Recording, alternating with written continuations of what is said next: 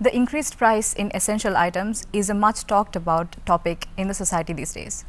So to discuss and to find a solution, hopefully, we have Satya Karunaratne, a research analyst from Advocata Institute, which is an independent public policy think tank based in Colombo. Thank you for being here, Ms. Satya. Thank you for having me today. For the first question, with prices of multiple essential items increasing and the threat of another fuel price hike, what could be a sustainable solution to break this cycle? Right. Thank you very much for having me on the show. Firstly, I think it's a very timely and much needed conversation that we're having today.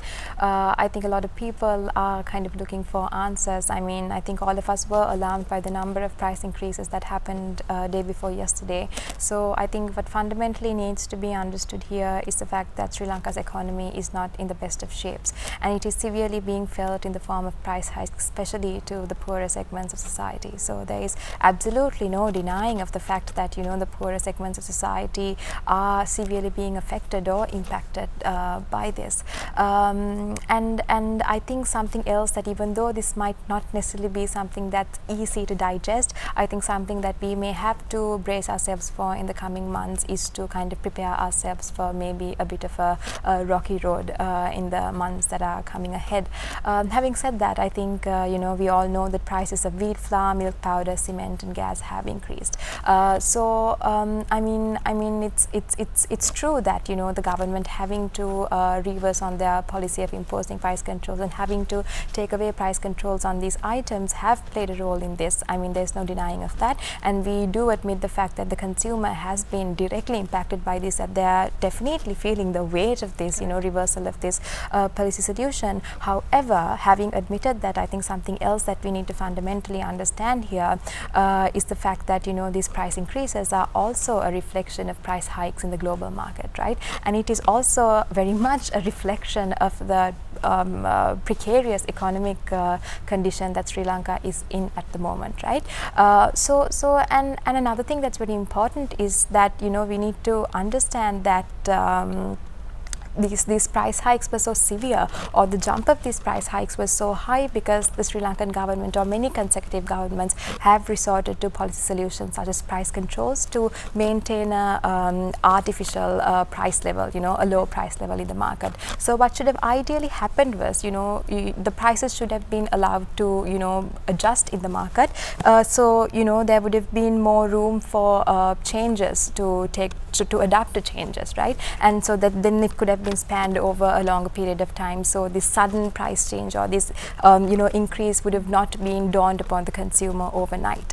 So I think what we are essentially seeing here is the fact that, you know, this ad hoc price increases and decreases is something the Sri Lankan government has been toiling with for many years, right? So what we are essentially seeing here is the fact that this policy solution of imposing and taking away price controls have not proven to be sustainable, right? So like you very correctly pointed out in your question, I think we are at a place where we need to, it's quite self-explanatory that we are at a place where we need to start thinking about what can we do, or what measures can we take in terms of policy to address this issue in the long term and sustainably. So from what we see, a long-term solution to this issue can be to ensure that to allow market forces to determine prices of not only essential items, but also to allow market forces to determine prices of substitutes and alternatives of this product, right? Now you may wonder what exactly I mean by that, you know. So to kind of explain to you what exactly I mean by that, you know, if I'm talking about milk powder, you not only allow market forces to determine prices of milk powder, you not only allow the market for competition for milk powder, but also you open up the market for competition, and you allow market forces to determine prices for other alternatives of milk powder, such as maybe other liquid alternatives or powdered alternatives, right? Now you may ask me, what exactly does this do, right? So to answer that question, what this does is that it allows the availability of a range of products in the market, and most importantly, this variety of products will also also come with a variety of price points. This variety of price points will also include lower price points, right? So what you're essentially doing here is that you're making products available not only for the high income earners and middle income earners, but most importantly the low income earners, the poorer segments of society who have been severely impacted by this issue at the moment. I mean, there's absolutely no denying of the fact that they have had to very unfortunately bear the bigger brunt of this issue. So I think the solution, the long term, the pro-poor solution lies in opening up the market for competition and allowing market forces to determine prices, not only for essential items, but also their alternatives and their substitutes. That's a long-term solution that we see. So during the previous regime, the price formula was introduced. The expectation was to provide relief. But when the global market prices are going down, it has never stopped. The local market prices are not going down. Yeah. So why is this? Why doesn't it never, like, it never goes down when the market prices are going down? It just only goes up. Yeah. Why do you think this is happening?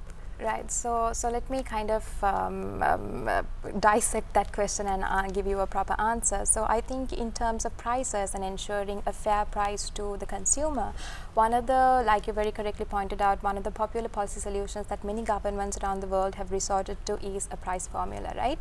So what I'm about to say now might not necessarily be the most common stance. However, even though a price formula may be somewhat better than a price control, the sustainable and long-term and most viable solution does not lie in a price formula. Let me explain to you why exactly I say that. So if you kind of take a step back and look at what exactly a price formula is, once again, it's government intervention in business, just as it is in a price control, right?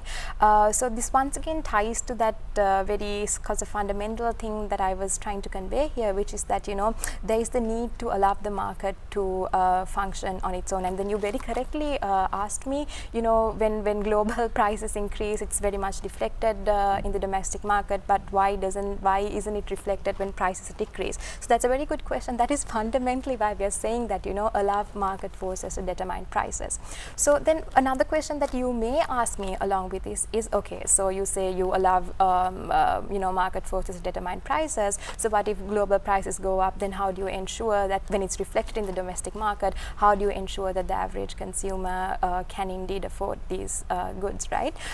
So I mean, there are policy solutions that you can, you know, look into in instances such as that as well. So I think something that the government can explore in instances such as that is a cash transfer, right? So let me explain to you simply what exactly a cash transfer is. So a cash transfer is a policy tool that's used by governments around the world to ensure that in hours of crisis, that very lower, poorer segments of society or poorer households can indeed access essential items. So what you do is you supplement the income of these poorer households and you ensure that you indeed give them access to these essential items, right? Now, then again, when I say this, you may also ask me, but Sri Lanka may not necessarily have the fiscal space to do this at the moment, right? So I mean, that once again ties down to that very fundamental question that we need to focus on, is that Sri Lanka is at this very crucial juncture where we need to take hard economic reforms very seriously, right? So in terms of this question, maybe something we can look into when speaking of hard economic reforms is government expenditure. So we all know that state-owned enterprises are making huge losses. So the question really boils down to, where are you going to pump your money? Are you going to pump it into these loss-making entities continuously, or are you going to look at social safety nets, right? So those are fundamental things that we can look into, and hopefully that answers your question simply. Yes. So I want to point out one more thing. So the gas prices, when we talk about gas prices, the gas prices went up more than 1,200 rupees overnight, and then not less than 12 hours later, they reduced the prices by 75 rupees, which is not even 100 rupees. So why do you think this is, and what is the benefit that the consumer is getting here? Right, thank you so much. I think that's a very important question. I think that's something that everyone's trying to figure out. So I think this very question is reflective of the ad hoc policy solutions the government has been trying to explore in this crisis, right? So I think the government, what they're trying to do is they're trying to strike a balance between the burden that's felt by the consumer in the event of a price increase and also the needs of the producer, right? So that's why we are fundamentally saying that, you know, it's very important that Sri Lanka starts thinking about hard economic reforms. And one of the reforms that Sri Lanka can think about in this juncture is the fact that, you know, you need to let the market function on its own with limited government interference. So like I said earlier, you know, like I highlighted in my first answer, this is why it is vital to allow prices to function in the market and to allow goods and services to flow in the direction of where the demand is, right? So when you do that, that's how you kind of open up the market for competition, and that's how you kind of, you know, allow for multiple goods to be available in the market at different price points, whereby now you're, you know, allowing the low income earners and also high income earners, especially the low income earners and poorer segments of society, to access goods and services. So that, you know, question you ask of these ad hoc price increases and decreases, it's very reflective of the fact that, you know, we are at a juncture where we need to really sit down and think about what long-term solutions we need to bring about and how we can kind of tackle this in the longer term or in a sustainable manner. So in line with the cost of living increasing daily, the daily wage of the workers should increase, right? So what's your take on that? That how much should it increase marginally, maybe, with the prices increase, just to keep up with it and to survive? No, I completely understand where you're coming from, because prices of essential items are increasing, everything is expensive, and then a viable solution to it may seem to increase wages along with it, right? So what I am about to say now might not necessarily be a popular stance, but that's not the way to go on about it. That's not the most correct policy approach in solving that issue, right? So let me explain to you why exactly I say that. There are two reasons as to why prices of goods increase, right? The first one is that due to high exchange rate given, you know, lack of dollars, and the second one is due to the increase of prices of goods in the global market, right? So but these point in the direction of a scarcity, right? So when there's a scarcity of a resource, your consumption should decrease, right? But if you increase wages along with the increasing prices of essential items or other items, what you're essentially doing is you're not creating an environment where consumption can be decreased, right? So what you would ideally be doing is prices of items are increasing, and then you increase your wage, and then there is more room for disposable income, and then demand would increase, and in relation to the demand, the price again would increase. So you're creating this, you know, this cycle of increasing wages and increasing prices. That definitely is not an ideal situation to be in. You call this demand price wage inflation.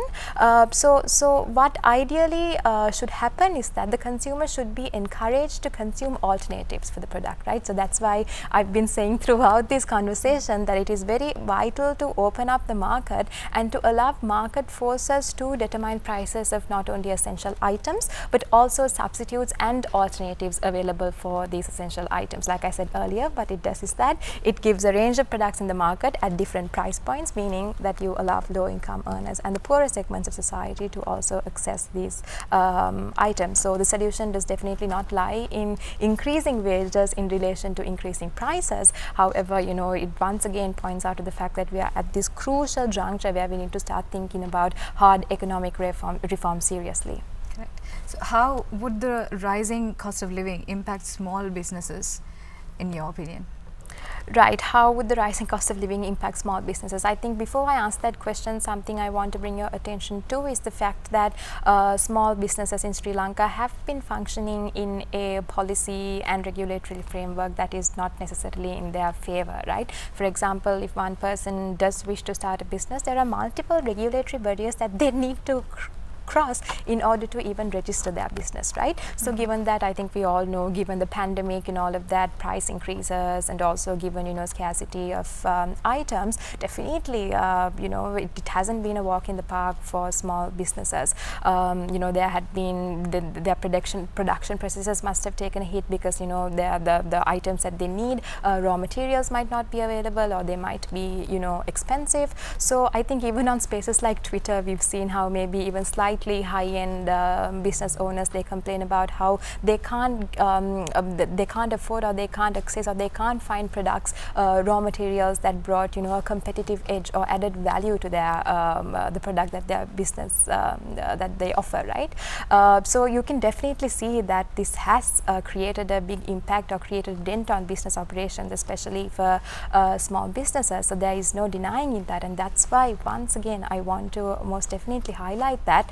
That's why we say, you know, you need to allow not only prices of essential items to be determined by market forces, but also their alternatives, given that, you know, if a business owner can't really, you know, buy that one particular product that they've been buying, there are other alternatives that they can go to, and these alternatives will be available in different price points, meaning lower price points, meaning that now they have another alternative which is much more affordable that they can resort to, thereby, you know, saving their business and business operations in the longer term. So that's why I say we are at this very crucial juncture in terms of the economy, that, you know, we need to really start thinking about hard economic reforms.